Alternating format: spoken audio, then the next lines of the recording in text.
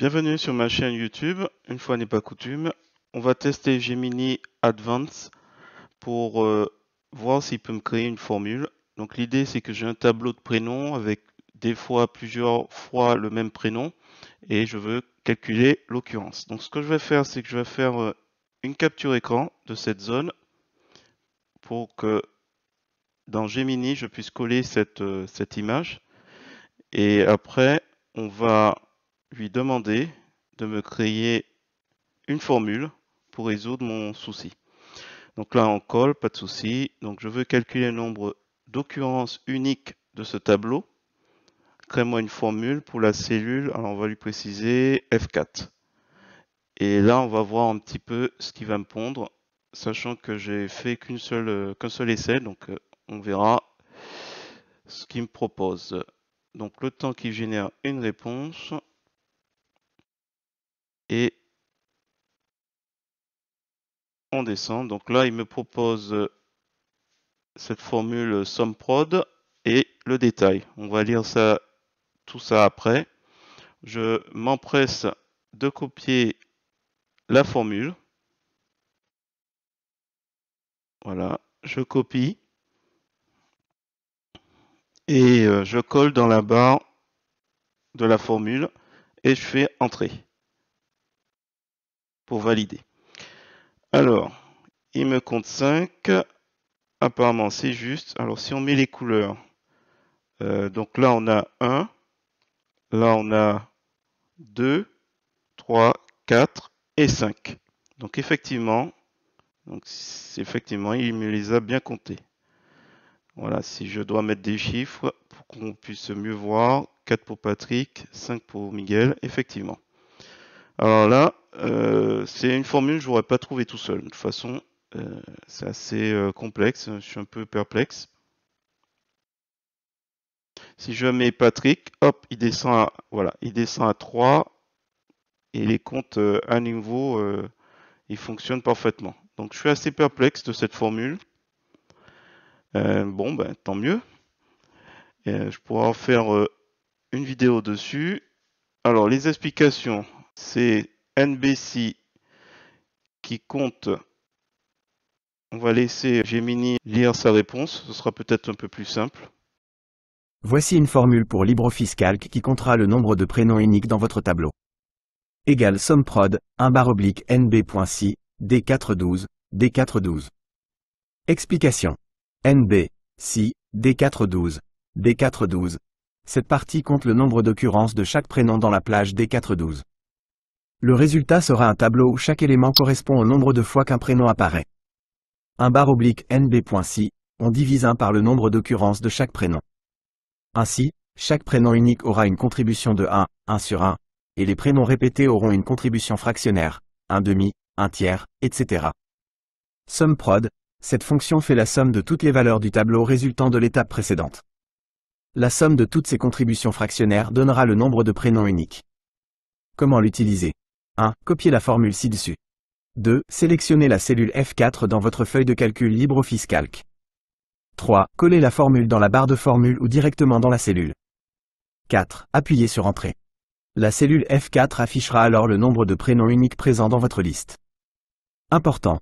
Assurez-vous d'ajuster la plage D412 dans la formule si vos données se trouvent dans une autre plage de cellule.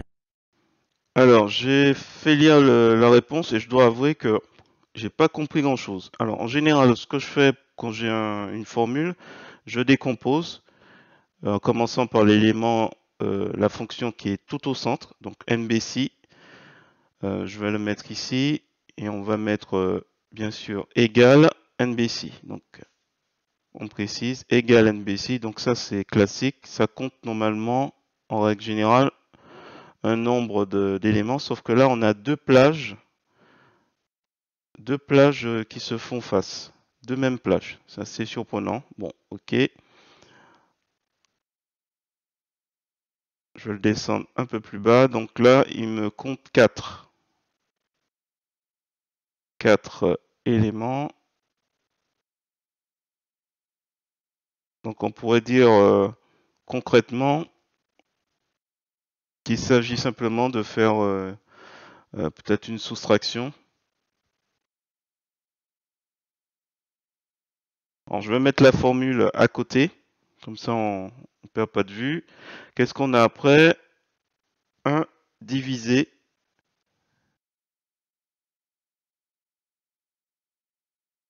donc 1 divisé par ce qui est en dessous, 0,25. Ok. Et on a le fameux SUMPROD qui pour le coup, je pense pas que ça va fonctionner du tout.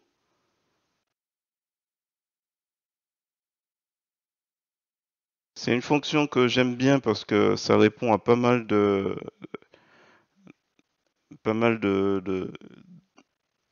choses, mais là pour le coup, je pige pas du tout son fonctionnement ici.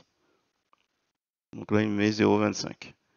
Donc là, on se retrouve, franchement, même en relisant, je comprends pas trop comment tout ça peut fonctionner. Donc, alors, ce qu'on va faire, c'est simple. On va demander à Gemini je pense qu'on va lui demander d'expliciter un petit peu parce que là, pour le coup, je suis un peu perplexe. Et chose qu'on va tester, c'est que je vais changer le tableau de prénom pour voir si ça change. Parce qu'après tout, on pourrait se dire, bah, NBC, je fais 1 moins NBC et puis c'est bon. Et je retrouve les fameux 3 qu'on a au-dessus. Alors ce que je vais faire, alors déjà, je vais juste changer les chiffres pour qu'on retrouve. J'aurais pu faire une fonction qui compte automatiquement. N'hésitez pas à me dire dans les commentaires si vous souhaitez voir quelque chose d'automatique qui compte les nombres d'occurrences. Enfin, les numéros à côté. Alors, ce que je vais faire, c'est que on va partir du principe que c'est juste 1. Voilà, on va juste faire moins 1. Et on va changer un petit peu les prénoms pour voir un petit peu ce qui se passe. Donc là, on a Patrick 3 fois, donc qui est compté 1. Et là, peut-être pas, je vais mettre Marc. Et là, il compte 4. Et là, il change pas. Ça, c'est marrant. Donc si je prends pas, voilà, si je rajoute 1, Stéphanie, 5. Et là, ça change pas en bas. Donc effectivement, la formule est beaucoup plus complexe que ce que je pensais. On va demander à Gemini ce qu'il en pense. Ce sera peut-être plus simple pour nous de comprendre un peu comment fonctionne cette formule. Parce que là, pour le coup, c'est un... Alors du coup, je vais lui dire, explique-moi comme un débutant, car je ne comprends pas tes explications. Alors, je vais peut-être le rassurer un petit peu avant, en lui disant ça fonctionne, mais explique-moi comme un débutant et on va voir un petit peu sa réponse. Pas de problème, je vais t'expliquer étape par étape, comme si tu découvrais tout juste les formules d'encalque. Imagine que tu as une boîte de crayons de couleur. Tu veux savoir combien de couleurs différentes tu as, sans les compter une par une. C'est un peu ce que fait notre formule. 1. On compte combien de fois chaque couleur apparaît. NB, si, D412, D412. C'est comme si on prenait chaque crayon, un par un, et qu'on regardait combien de fois on a la même couleur dans la boîte. Le résultat, c'est une liste de nombres. Par exemple, si tu as 3 crayons rouges, le nombre à côté de « rouge » sera 3. 2. On transforme ces nombres en fractions. 1 barre oblique NB.si, c'est là qu'on fait un peu de magie mathématique. Pour chaque couleur, on divise 1 par le nombre de crayons de cette couleur. Si tu n'as qu'un seul crayon rouge, c'est une couleur unique. Tu auras 1 divisé par 1 est égal à 1. Si tu as 3 crayons rouges, tu auras 1 divisé par 3 est égal à 0,333. 3. On additionne toutes ces fractions. SUMPROD, on prend tous ces petits nombres, 1, 0,333, etc., et on les additionne. Le résultat final. Toutes les couleurs qui n'apparaissent qu'une seule fois donneront 1. Toutes les couleurs qui apparaissent plusieurs fois donneront des fractions qui, additionnées, donneront environ 1. Au final, le résultat de la formule sera très proche du nombre de couleurs uniques dans ta boîte. C'est plus clair? N'hésite pas si tu as d'autres questions ou si tu veux qu'on reprenne une partie de l'explication. Ben, en fait, c'est assez clair au final avec cet exemple des fractions. Il compte le nombre de fractions et effectivement, c'est un peu plus clair avec les histoires de crayons de couleur. Donc vous voyez, 3 crayons rouges, 1 divisé par 3, 0,33. Donc il compte 0,33. S'il n'y en a qu'une seule, ben 1. Et s'il y a d'autres fractions, j'imagine qu'il compte chaque élément fractionné. Et voilà, il prend tous les petits nombres, 1, 0,33. Donc s'il y a sûrement 0,25 quand il y a 4 crayons de même couleur. Donc il additionne les fractions. Donc c'est assez clair. Je n'avais pas pigé ce petit point. Et effectivement, pour le coup, je trouve que l'IA a vraiment été efficace sur ce point, sachant que c'était un one shot. Hein. Ça n'a pas été, je me suis pas pris plusieurs fois, donc c'est assez intéressant.